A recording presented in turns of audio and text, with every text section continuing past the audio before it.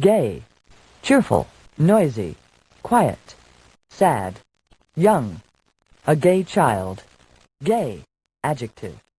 Cheerful, jolly, gleeful, joyous, lively, vivacious, frolicsome, bright, blithe, light-hearted, merry, animated, spirited, jocund. Gay extends back through Old French to Old German. In English, gay goes back to the 14th century. The simple words gay and happy have much in common. Although happy may imply showing joy outwardly, one may also be happy quietly, without showing it. To be gay, one must be delighted, excited, demonstrative.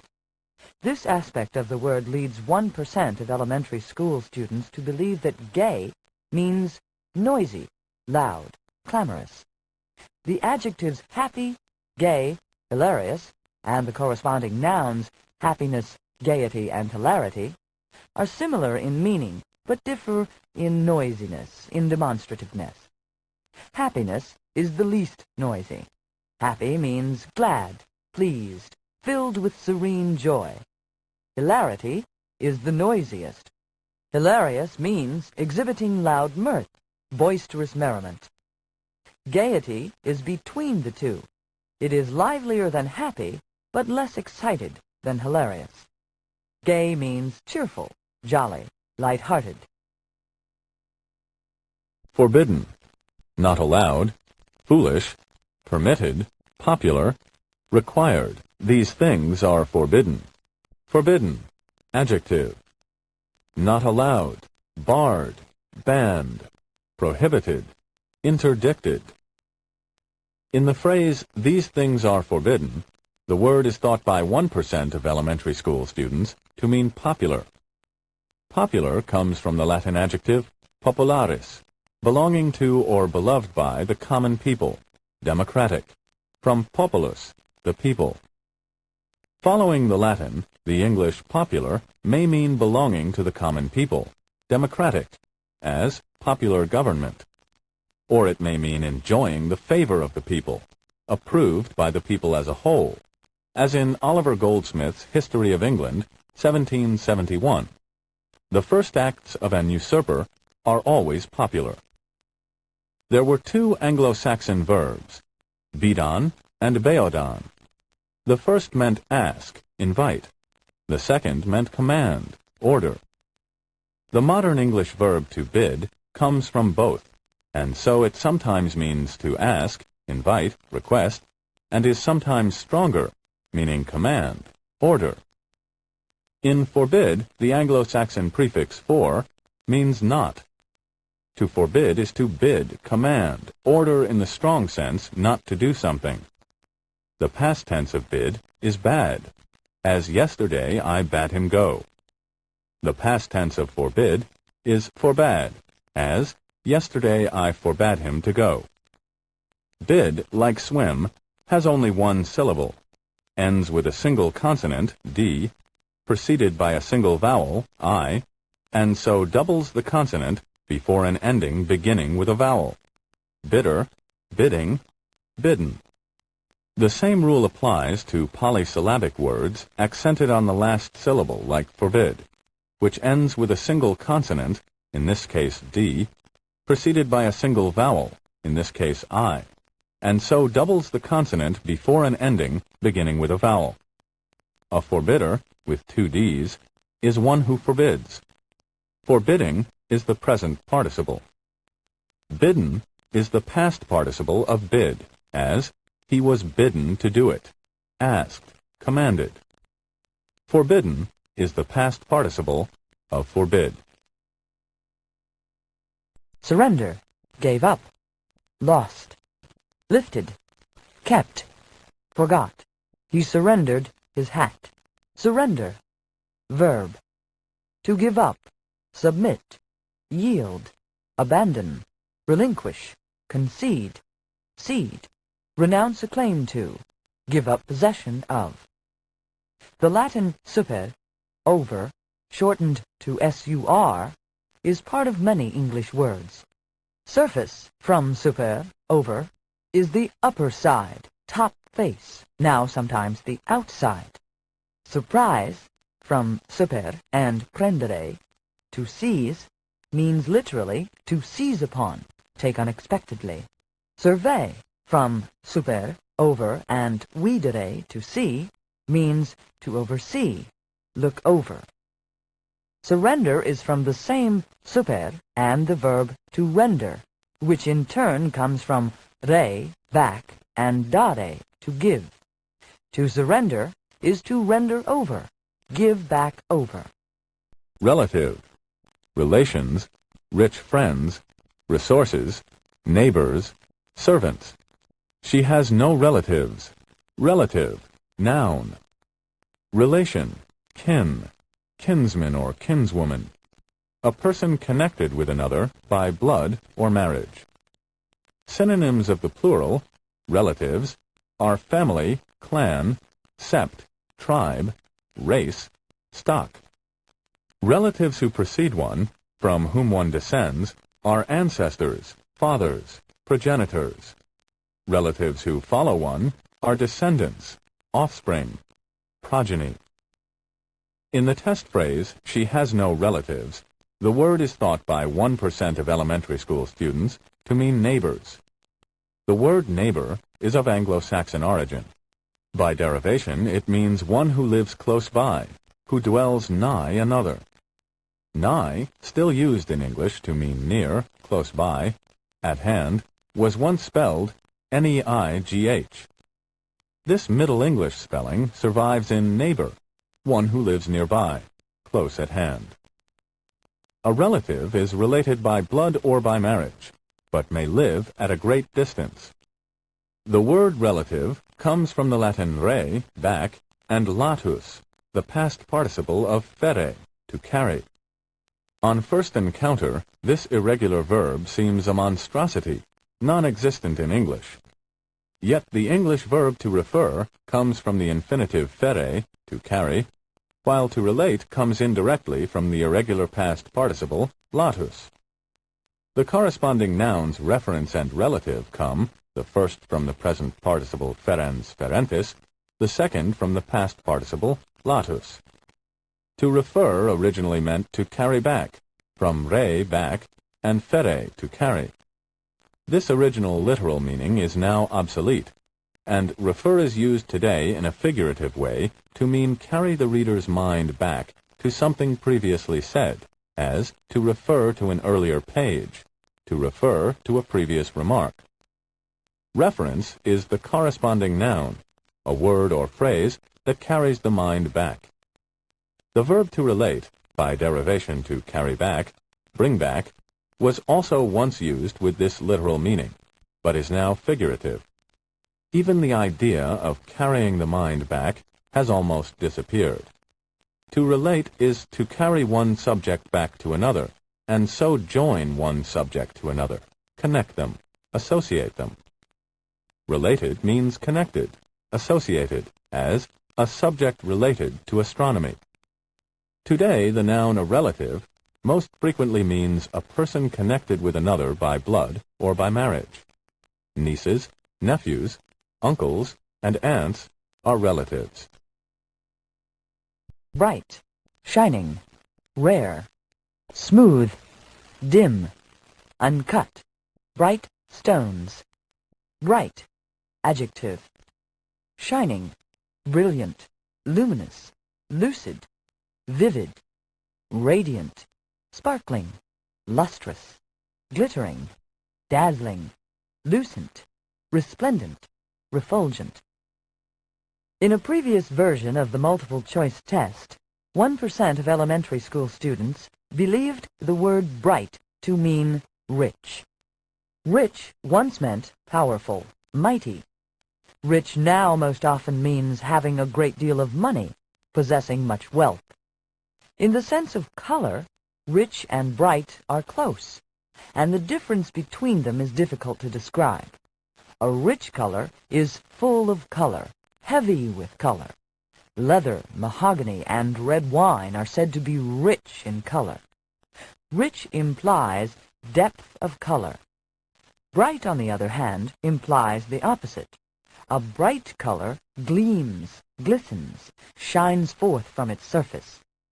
Bright stones are stones that sparkle with color. Bright stars are stars that give off a brilliant light. Another way of stating the difference is this. Bright colors seem to reflect light, while rich colors seem to absorb light. To another 1% of elementary school students, bright means dim, an exact opposite of the correct meaning. Dim, like bright, is Anglo-Saxon. Most exact opposites come from the same language. Dim means almost dark, shadowy, obscure, faint, indistinct, dull, not easily seen. Bright means brilliant.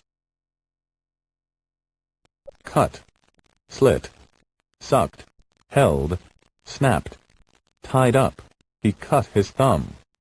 Cut, verb. To carve, cleave, slash, slit, slice, sever, gash, snip, clip, in size. Cut, like the word swim, has only one syllable. It ends in the single consonant T, following immediately after the vowel U, and so doubles the T before ing.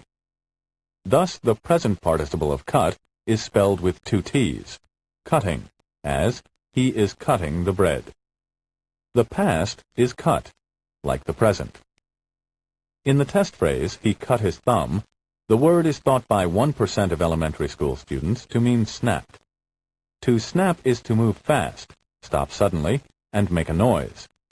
To snap a whip is to move it quickly in one direction, stop it suddenly, and move it back in another direction so that it makes a noise like a gun. To snap one's fingers is to move them quickly and stop them suddenly so that they make a noise. A string snaps when it is pulled tight, breaks suddenly, and makes a noise. To snip is just as quick, just as fast, just as sudden, but to snip is not noisy.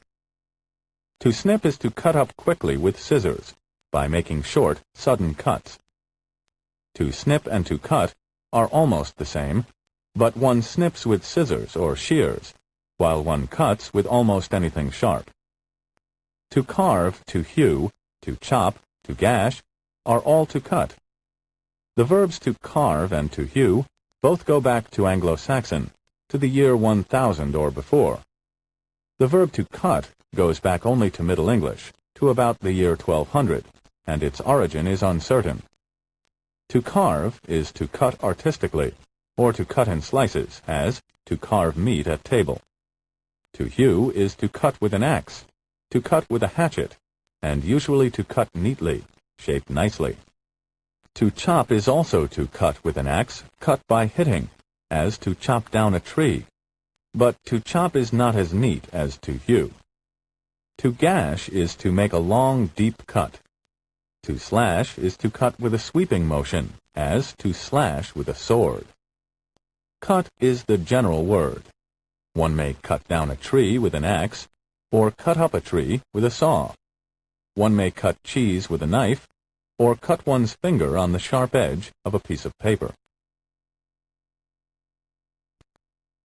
Gigantic, huge, gorgeous, ugly, imaginary, tiny, gigantic figures. Gigantic, adjective. Extremely big, very large, resembling a giant, of extraordinary size or proportions. Great, huge, vast, enormous, tremendous, titanic, colossal, prodigious, elephantine. Both gigantic and giant come from the Latin word gigas. Giant is the noun. Gigantic, like a giant, is the adjective. When used in the test phrase gigantic figures, the word is thought by 4% of elementary school students to mean gorgeous. Gorgeous is magnificent, richly colored, splendid, dazzling, sumptuously adorned. While gorgeous and gigantic are both extremes, gorgeous means extremely splendid, gigantic, extremely big. Pygmy, which should not be spelled P-I-G-M-Y, a small person, dwarf, member of a diminutive race, is the opposite of giant. There is an unusual adjective, pygmean, small, which is the real opposite of gigantic, vast, huge, immense. Dictionaries often prefer the spelling P-Y-G-M-A-E-A-N, but the majority of writers, including Milton, spell the word P-Y-G-M-E-A-N, and H.W. Fowler, in his authoritative Dictionary of Modern English Usage, recommends P-Y-G-M-E-A-N. Puny, small, undersized, weak, insignificant, a word that has no relation to pygmy, is another opposite of gigantic, extremely big.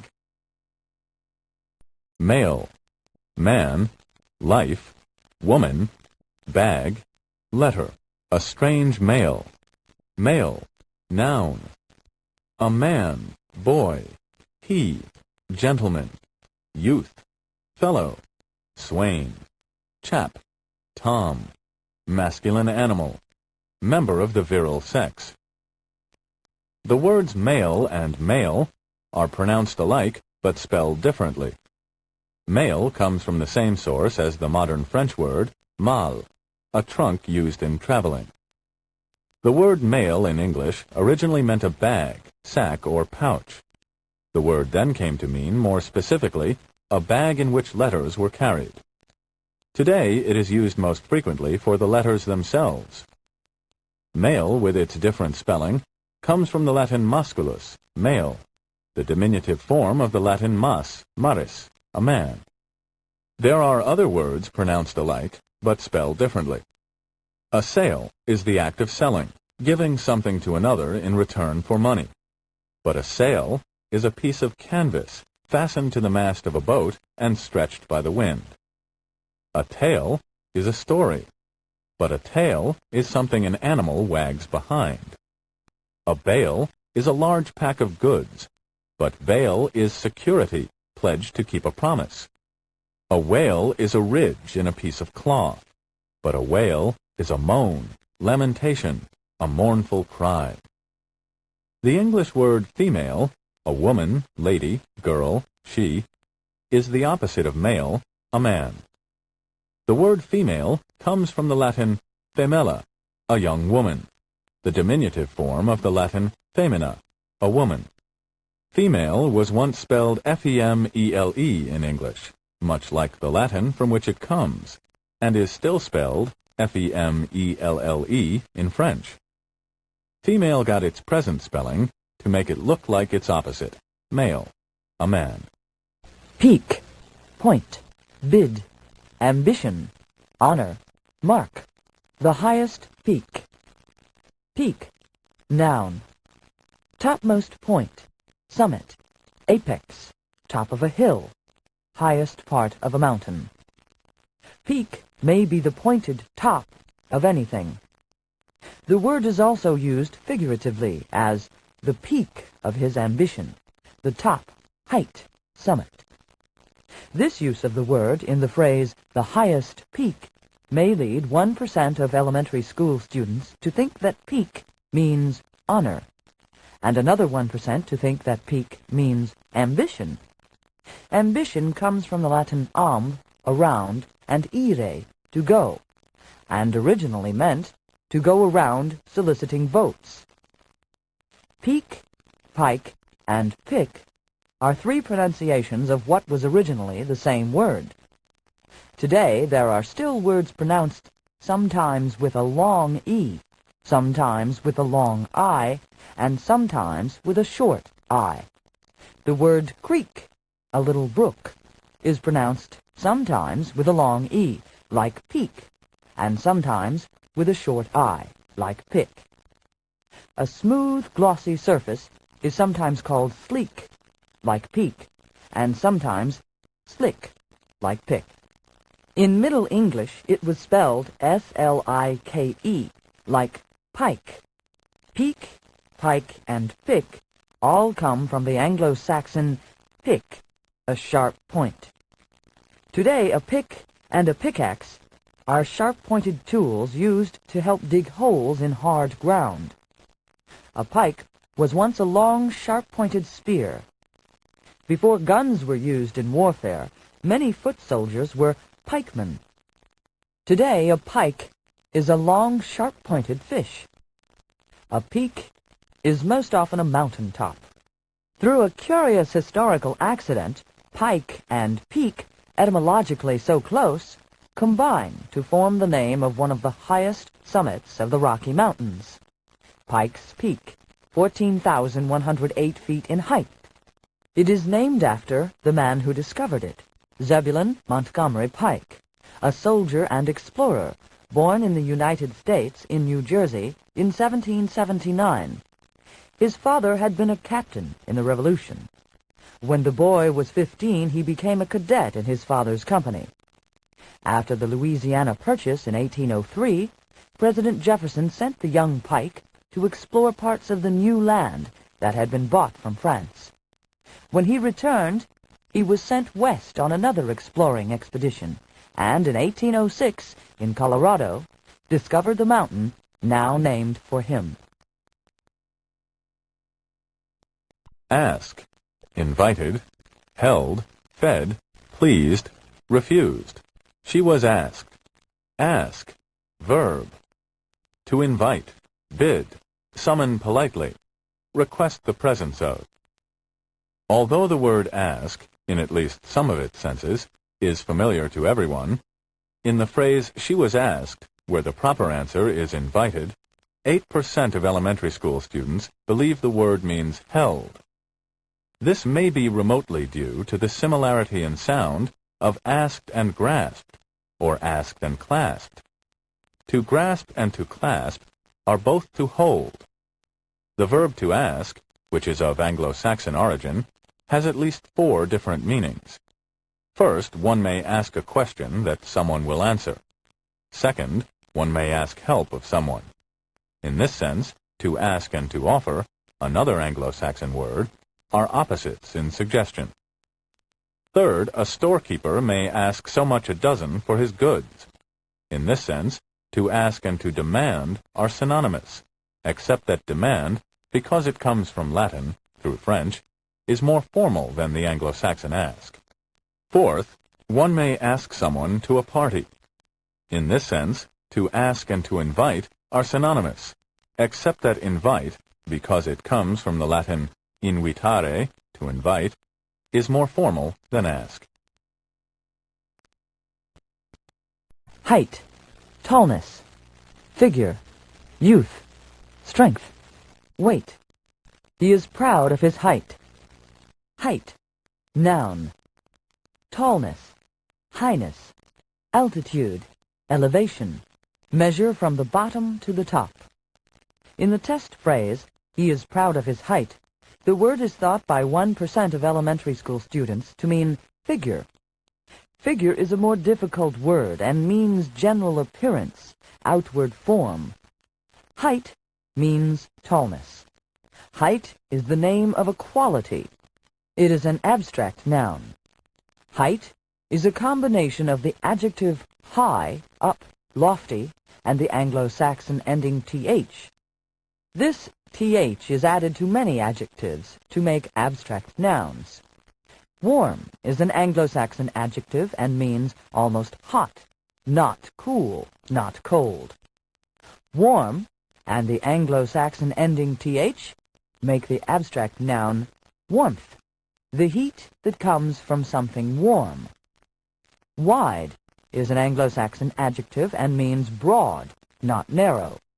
Wide and the Anglo-Saxon ending th make width, the distance from one side to the other. True is an Anglo-Saxon adjective and means not false, not wrong. True and the Anglo-Saxon ending th make truth, honesty. All of these Anglo-Saxon words are very old. Sometimes the adjective changed after the noun was made. Sometimes the abstract noun changed, so that today the noun does not always look as if it came from the adjective. The noun filth, which means dirt, and the adjective foul, which means disgusting, rotten, do not look alike. But filth is really the Anglo-Saxon adjective foul and the ending th. Length is the Anglo-Saxon word long and the ending th. Strength, the Anglo-Saxon strong and th. Mirth is the Anglo-Saxon adjective merry and the ending th. Youth, the adjective young and the ending th. Height is an old word of Anglo-Saxon origin. In the last 1,000 years, it has been spelled by writers in over 30 ways. Since about 1500, in what language experts call modern English, two other spellings of height have enjoyed popularity: H-I-G-H-T and H-I-G-H-T-H. The spelling H-I-G-H-T appeared in the 15th century and was very common in the 16th and 17th centuries. The spelling H-I-G-H-T-H was most common in the 17th and continued to be used into the 18th century. H-I-G-H-T-H was the form used by John Milton, 1608 to 1674, author of the epic poem Paradise Lost, and both the Oxford English Dictionary and Webster's New International Dictionary, 2nd edition, give H-I-G-H-T-H as an alternative spelling. Shakespeare, in his sonnets, used the spelling H-I-G-H-T, and the Century Dictionary of 1914 lists this form second, calling it really more correct. Current usage, according to the Oxford English Dictionary, has compromised, retaining the spelling H-E-I-G-H-T, which has been by far the most frequent written form since 1500, with the pronunciation of height. Some people today pronounce height with a th at the end, height. This is wrong. It would not be very wrong to pronounce height with a th without a t, height, as it used to be spelled H-I-G-H-T-H, but no one would know what was meant. Height should be pronounced height, not height. The distance from one side to the other of a building is called the width. The distance from the front to the back is called the length. The distance straight up and down, vertically, from bottom to top, is called the height. Earnings. Wages, ornaments, expenses, taxes, responsibilities. His earnings have increased. Earnings, noun. Money earned, pay, wages, salary, compensation, fees, honorarium, meed, stipend, financial reward. The verb to earn means to gain or acquire by labor, receive as a reward for service. The ending ing is added to many verbs to form nouns. To build plus ing makes a building. To earn plus ing makes an earning. Although given in dictionaries in its singular form, this word is practically always used in the plural, earnings, accompanied by a plural verb, as, his earnings have increased. When the Normans subdued England in 1066, they tried to force the conquered tribes, the Angles and the Saxons, to speak French, the language of the conquerors. Officially, the native language disappeared. Yet because the inhabitants never learned the new language, the Normans, in order to make their commands understood, used Saxon and Angle words. Like all foreigners learning a new language, they learned separate words, but never fully grasped the grammar. Before 1066, the languages that are now called collectively Anglo-Saxon had been grammatically very complicated. In the 200 years following the Norman conquest, many of these structural complications disappeared. Some such simplification would no doubt have taken place, even had there been no conquest, for it has occurred in other languages and has continued to the present in English. But the Norman conquest hastened it so that English grammar is simpler today than French, German, or Italian. The ing that is added to earn to make earning, and the s that makes the plural, are with ed, which forms the past, almost the only endings that have survived from the Anglo-Saxon period. Rule, laws, facts, faults, delights, dangers. The rules of horse racing. Rule, noun. Law, regulation, formula, precept, canon, prescribed guide for conduct. The noun a rule and the verb to rule are spelled and pronounced alike. In the phrase, the rules of horse racing, 2% of elementary school students believe the word means dangers, perils. This is perhaps a confusion of rules, regulations, with risks, dangers, two words that sound alike but have no other connection. Risk and the corresponding modern French word risque both come from Old French. A risk is a danger, hazard, meeting with something that threatens. The confusion of risks with rules seems unreasonable to the grown-up, but parallels exactly similar confusions of harder words. Rules and risks sound as much alike as opulence and corpulence, which are constantly confused, and perhaps more alike than supplicatory, supple, and supplementary. Words that today look and sound unlike sometimes spring from the same Latin source. Rule and rail both go back to the Latin noun regula, a straight piece of wood, a stick, rod, bar, rule. This noun regula, the direct source of the English word regulation, comes in turn from the verb regere, to keep straight, and so to govern, rule. The English word rail comes from regula, through Anglo-Saxon, and today means a long straight piece of wood, as in a rail fence, or a long straight piece of iron, as in a railway rail. This is practically the same as the original meaning of the Latin regula. The English word rule comes from regula through Old French. The modern French word for rule is règle. A rule in English was first a straight edge, measure, as a foot rule. A straight edge is now called a ruler. The word rule means something that keeps people straight, that keeps them in line, that makes them toe the mark. Both rules and laws are made by man, and the two are much alike. A law is a rule, or a set of rules made by a government, a sovereign, by someone or some group of people with public authority. A law is a public government rule. A rule is a law made by persons who are not acting as government officials. There are rules for games, school rules, and club rules, telling members how to act. Hot, heated, sharp, cold, red, hard. The stone is hot. Hot, adjective. Very warm, heated, scorching, sizzling, torrid, glowing, burning, fiery, fervid. Hot, like cut, is one syllable, and stops with the single consonant T, preceded by a vowel. Before an ending starting with a vowel, the T doubles. Cut and ing become cutting. Hot and er, the comparative ending, become hotter.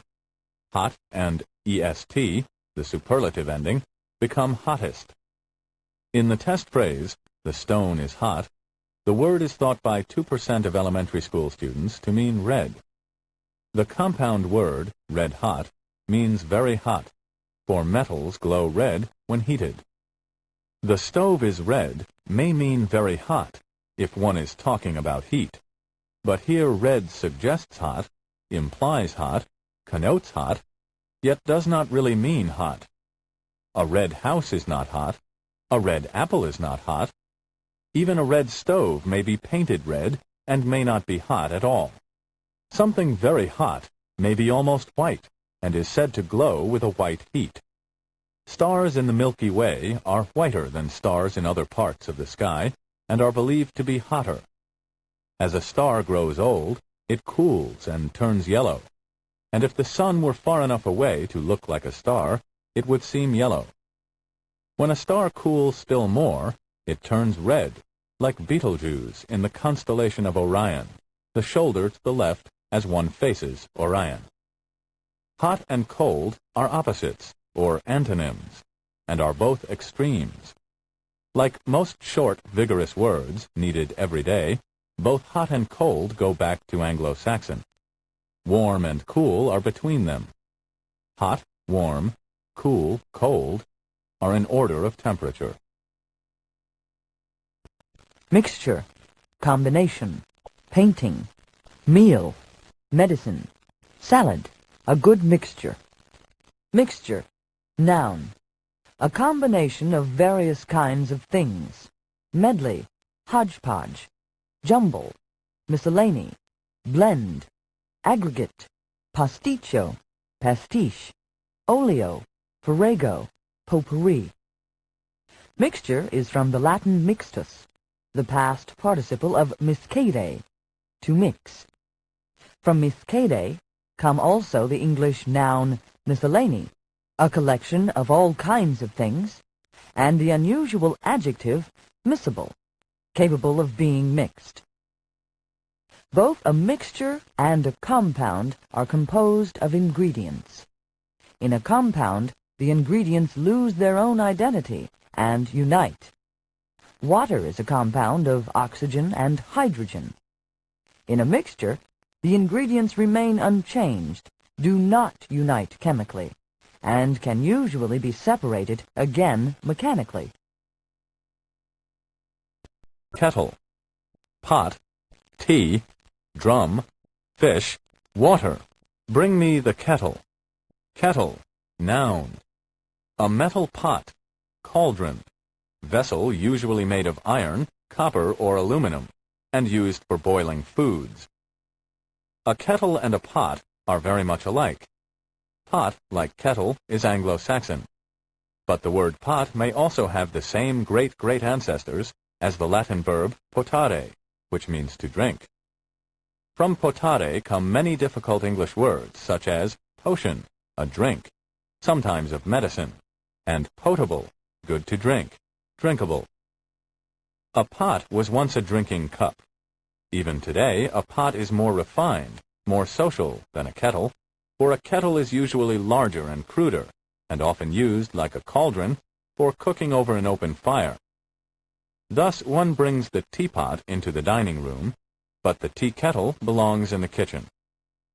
Though a tea kettle is small at the top, when the word kettle is used alone, it means something larger at the top than at the bottom. In the test phrase, "Bring me the kettle," 2% of elementary school students believe the word to mean drum. A drum, of course, is made to beat with drumsticks, to make a noise. One kind of drum, a kettle drum, is used today in an orchestra. A kettle drum is a big brass kettle, about 2 feet across, with parchment stretched flat over the top. A kettle is a pot, a cauldron, a large bowl, made of iron, of copper, or of some other metal, for cooking in the kitchen. A cauldron, from the Latin calere, to be hot, is a big kettle. Geologists use the word kettle.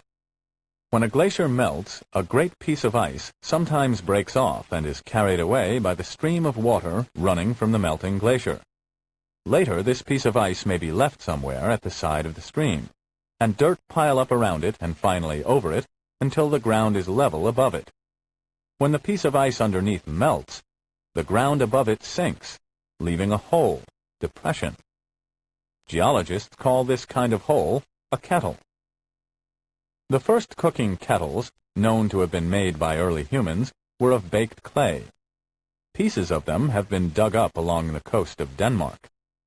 They are supposed to have been made in the Neolithic period, or later Stone Age, just after the last glacial period, perhaps 10,000 years ago. Erase, rub out, follow, copy, include, trace. Erase this line. Erase. Verb. To rub out, remove, efface, obliterate, expunge, eradicate, cancel, scrape or scratch out, wipe away, delete. Ancient parchment from which one writing has been erased to make room for another is called a palimpsest. In the test phrase, erase this line, the word is thought by 1% of elementary school students to mean follow, go after, run after. This may be a confusion of erase, rub out, with trace, which often implies follow, as to trace a drawing by following lines of the original, or to trace the development of a plot, that is, follow it step by step. Or the confusion may be with the word race. Race and erase rhyme, but to race, from Anglo-Saxon, means to run fast. In Anglo-Saxon, and even in Middle English, race was spelled with S. But today, to race, meaning to run, and all related words such as racehorse, racetrack, racer, and racing must be spelled with C. To erase and the noun eraser are spelled with S. An eraser was once a little knife for scratching out ink marks. The Imperial Dictionary, published in Glasgow in 1883, calls an eraser anything that erases, but especially a sharp instrument. Now an eraser is, of course, a piece of rubber, sometimes at the end of a pencil, used to rub out mistakes, or sometimes a piece of cloth or felt used to rub out chalk marks on a blackboard. The noun eraser and the verb to erase both come from the Latin vrassus, the past participle of the verb radere, to scrape, scratch, shave, smooth. From the same Latin vrassus come two English words, once spelled with S, but now both spelled with Z. They are razor and the verb to raise. A razor is a sharp instrument used in shaving. By derivation, a razor is something to scrape the face smooth. The more difficult verb to raise is used today only of buildings and means to tear down, destroy, reduce to ruin, demolish, level to the ground. Raise and razor, with the hard Z sound, come near the meaning of the Latin word that meant to scrape. Both erase and eraser, with the soft S, today mean rub out gently. Disordered, messy, fashionable, well-worn, charged, borrowed, disordered clothes. Disordered, adjective. Fallen out of order, untidy, messy, slovenly, disarranged, confused, chaotic. The Latin prefix dis, like the Latin in, and the Anglo-Saxon un, is used at the beginning of many words to mean not. Thus, dishonest means not honest. Dissimilar, not similar, not alike. Disreputable, not reputable, not of good reputation. Displeasing, not pleasing. And disordered, not in order, not tidy. Gift, presents, banners, clubs, pearls, boxes. They come with gifts. Gift, noun. A present, donation, grant, largesse, bequest, offering, benefaction, contribution, alms, charity, bounty, donative, dole, endowment, dowry, gratuity bestowed without expectation of return.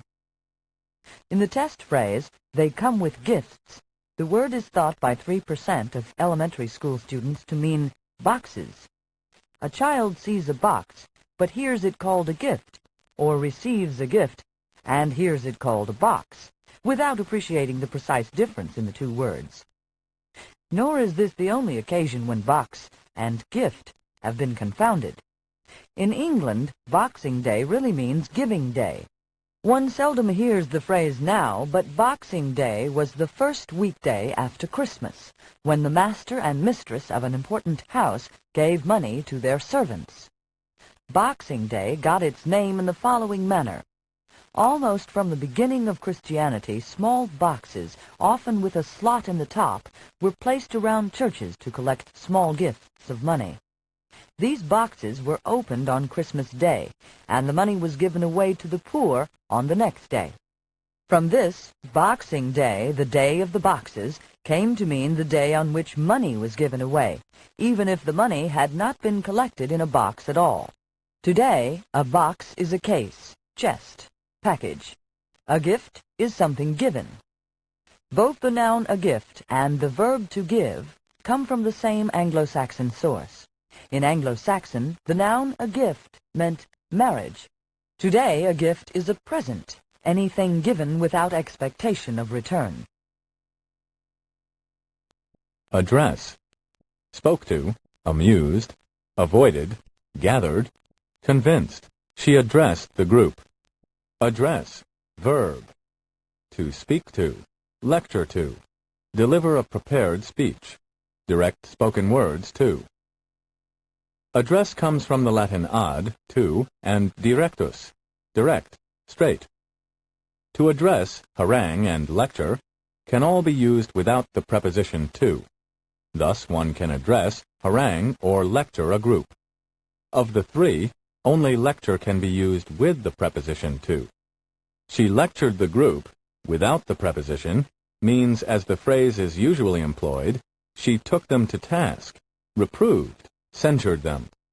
She lectured to the group, with the preposition to, means she delivered a lecture, addressed them. To address and to lecture to differ slightly. One lectures to an audience, usually to instruct it. One addresses an audience, more often to inspire it.